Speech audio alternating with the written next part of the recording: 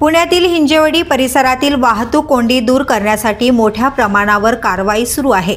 पुणे महानगर प्रदेश विकास प्राधिकरण म्हणजेच PMRDA ने हिंजेवाडी भागातील तब्बल 19 किलोमीटर अंतरातील अतिक्रमणे हटवली आहेत। यासोबतच अरुंद रस्ते रुंद करण्याचे तसेच काही नवीन रस्ते उभारण्याचे नियोजन करण्यात आले आहे। या कामाचा आढावा PMRDA चे महानगर आयुक्त डॉ. योगेश मसे यांनी घेतला असून मोजणी व भूसंपादन प्रक्रियेचे प्रस्ताव तातडीने पाठवण्याचे आदेश त्यांनी दिले आहेत।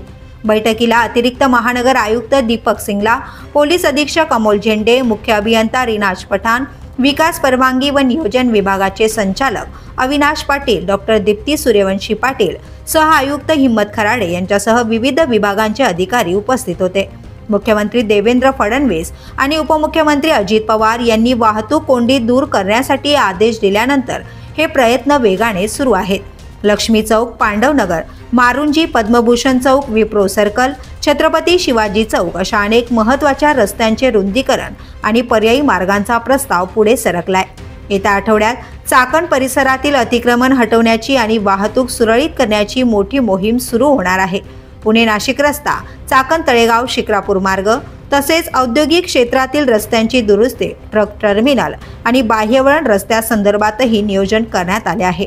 या उपाययोजनांमुळे हिंजेवाडी आणि चाकण परिसरातील नागरिकांना वाहतुकीच्या समस्येतून मोठा दिलासा मिळणार आहे। The police news bureau, Pune.